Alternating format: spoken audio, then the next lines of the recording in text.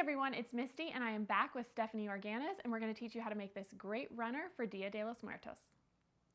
Vamos a enseñarles cómo hacer este camino de mesa para celebrar el Día de Muertos.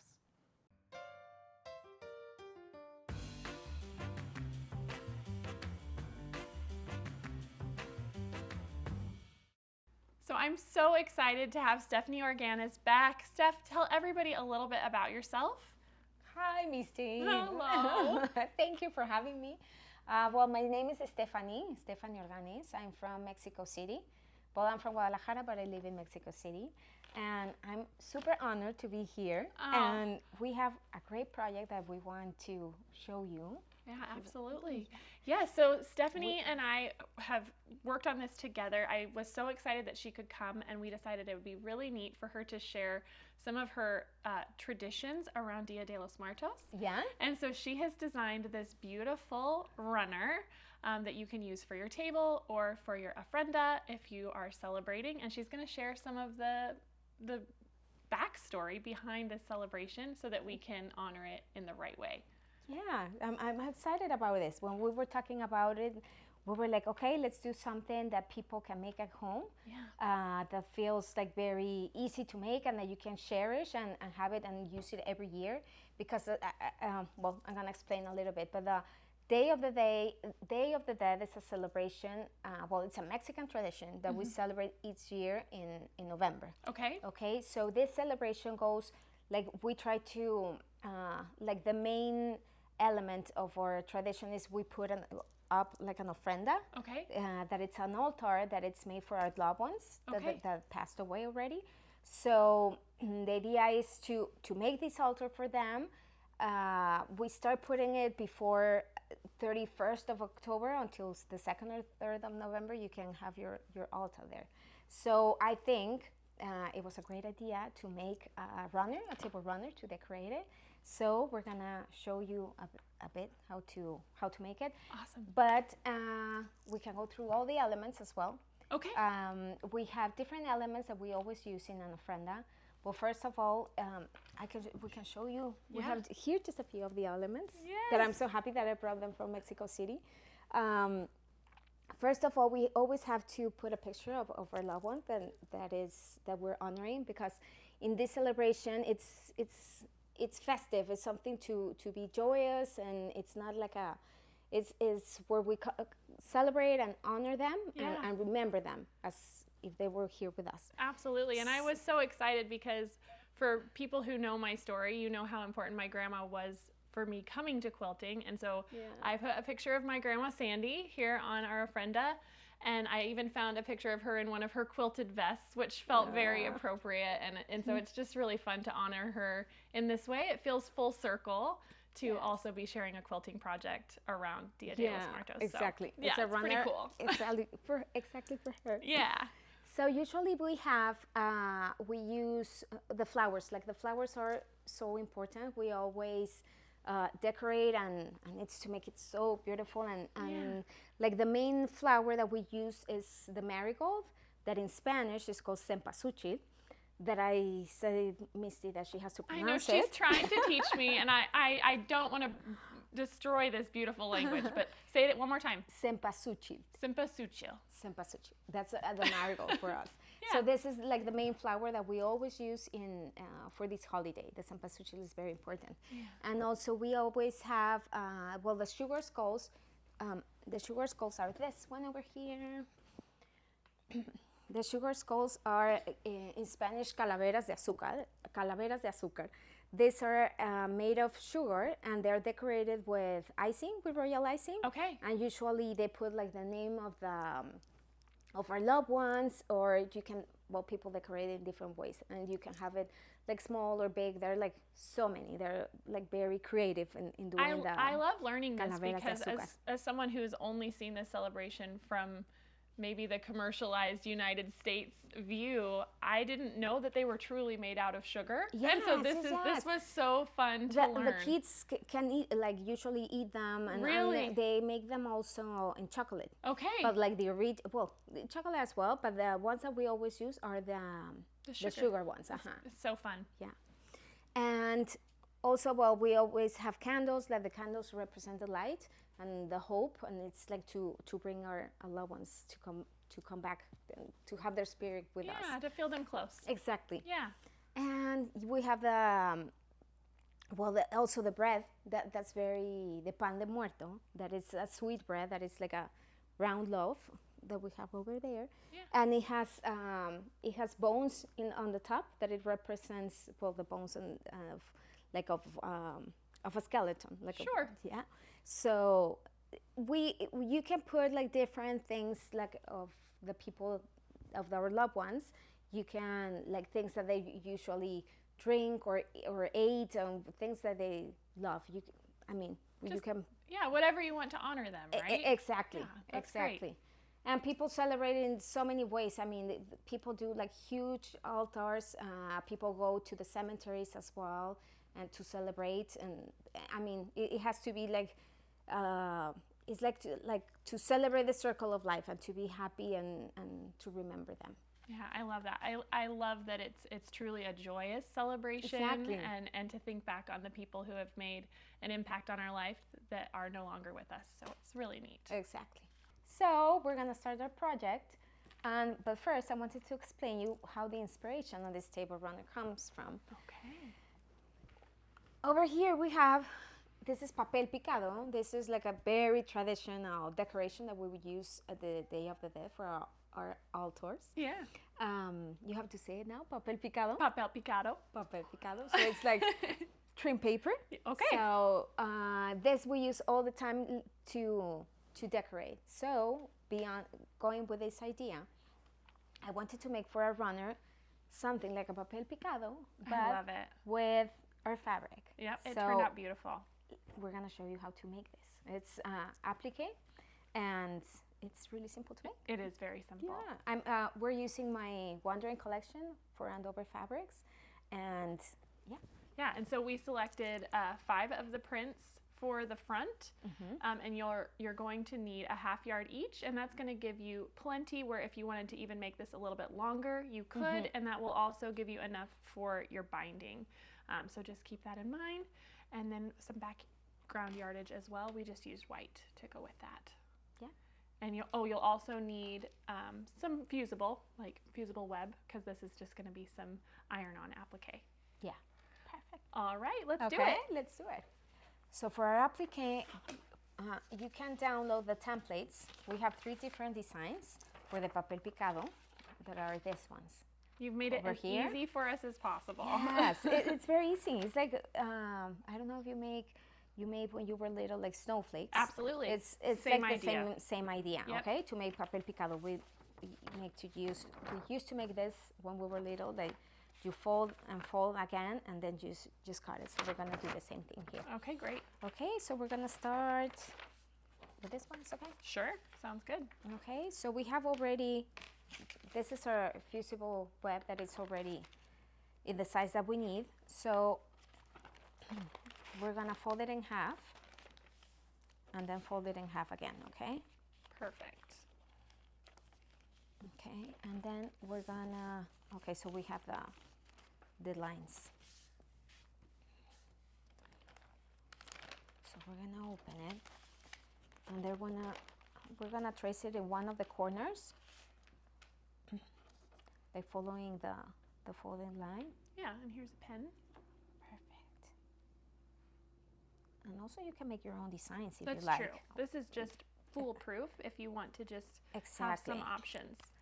But it would be fun to just play. Yeah, yeah, and it doesn't have to be like super exact. To just trace it.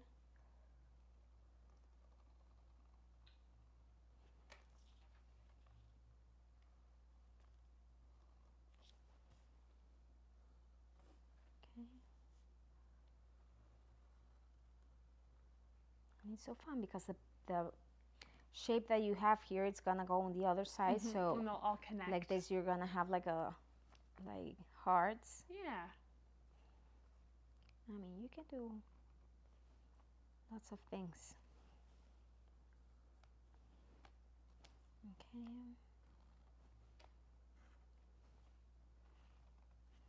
and then we do our borders. it could be like scallops or something more geometric, like triangles. You've given some variety in each of these as well. Like the shapes are just a little bit different, which I think is really fun. This one's more geometric. Exactly. This one is kind of a softer scallop. Those are closer together. And so even just printing these off for your own ideas, even if you want to make your own, it's a great starting place. Exactly. All right. Okay, so after this, we already have it here. We have to fuse it to our fabric. Yep, okay? On the wrong side. On the wrong side, like this. And when you just go to the iron. Perfect. Very cool, a little bit. Yeah, it's a little warm. Yeah. Okay, so once it's ready, okay, you're gonna fold it again, following the lines that you already have. Okay. Well, and I found this to be really forgiving too. So yes. it's such a fun and quick project that kind of gives a big impact, which is really great. You could definitely do this in like an afternoon. You just need a couple hours. Yeah, exactly.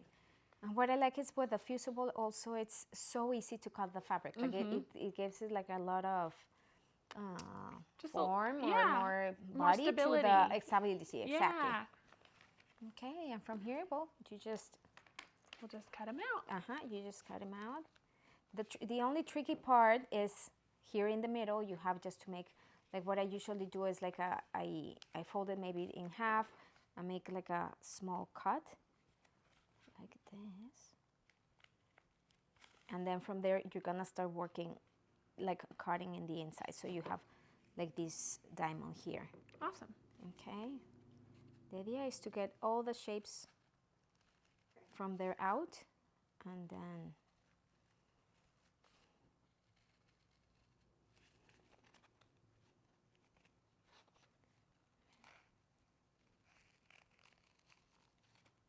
okay.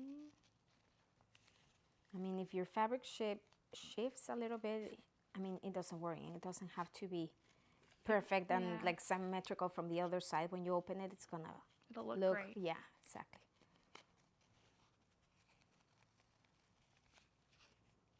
And I think this is a great project to do with your kids. Oh, absolutely. Like I like to decorate my altar with my kids. They always paint like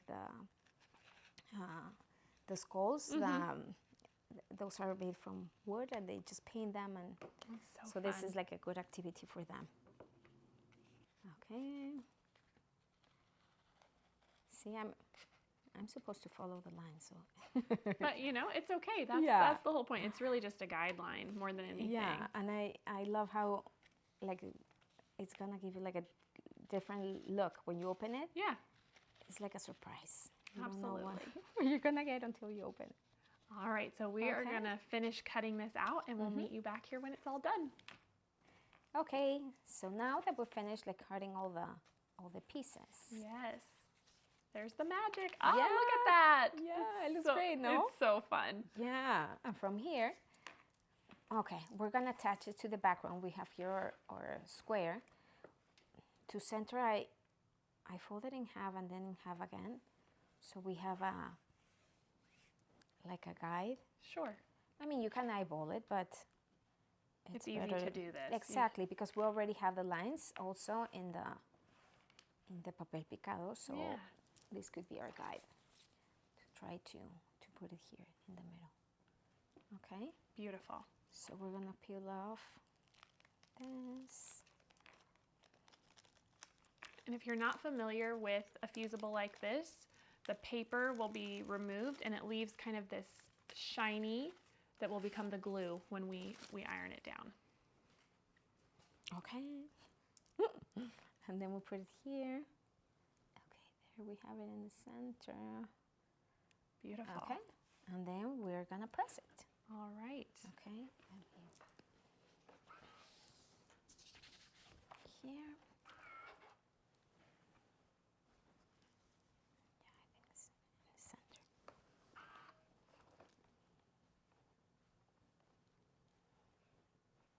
I always like to start like in the middle and then go.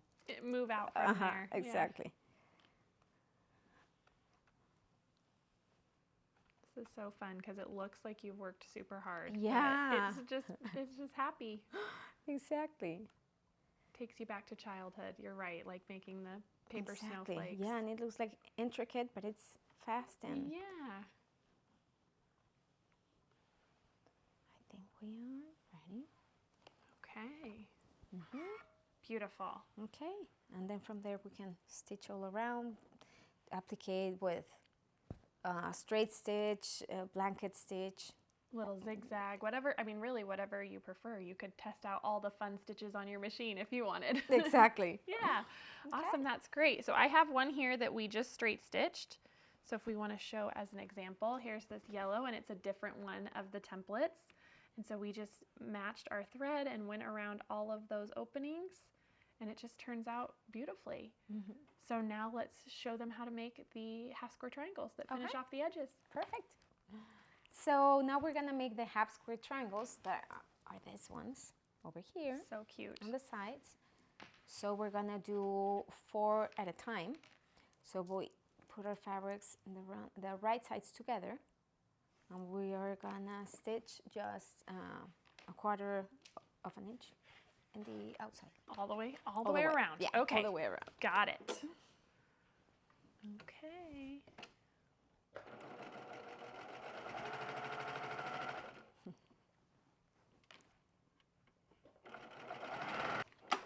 Okay, there we go. Okay, and from here we're just gonna cut like in diagonal from corner to corner. Okay. Beautiful. I love this method. Then you can make 4 at a time. I know, it's pretty great. Yeah. Then I want to turn it so I got it better. Okay. Just align it.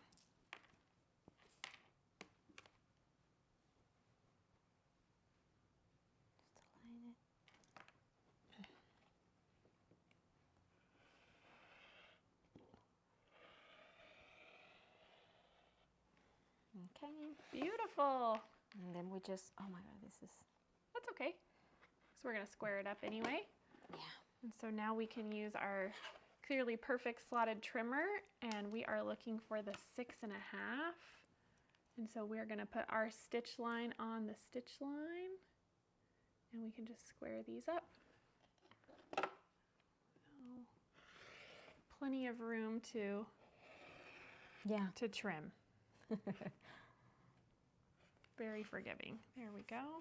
If you want to press, then I'll keep trimming these. Perfect. Now that we have this all square up, we're gonna lay out them all together so we can build our table runner. Awesome. Let's do it. That's like this. So these are gonna go like this. Okay, this. perfect. Okay. Yep. Thank you. Whites together. Exactly. I can do that. All right.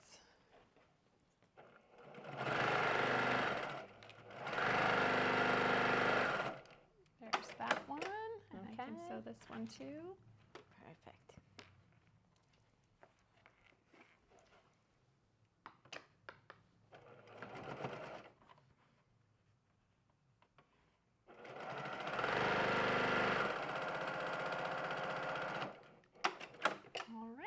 There we go. Perfect. So we have the yellows ready and I have the purples ready too. And so now we can just show them how this lays out. So we did 3 in the middle on ours. I just have 2 of the blocks here, but you can see how you could make this whatever size you want. Exactly. And then you can put... Yeah, depending on the table you're gonna use.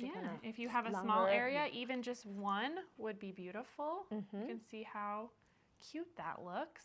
And then you're just gonna sew these all together. And you can see here on our finished runner, we just quilted it on our long arm and then finished it off with this great little flange binding, and it turns out so fun. So this is our beautiful runner. I think it turned out so good. Thank you so much, Stephanie. Do you want to just run through it one more time for everyone? Yeah, of course. I can make a small summary in Spanish, so I can explain it a little bit. I love it. Yeah. Bueno, como platicaba con Misty, nos encantó este proyecto porque es un proyecto que puedes hacer a tu medida, dependiendo de tu mesa, si lo quieres hacer cortito o largo.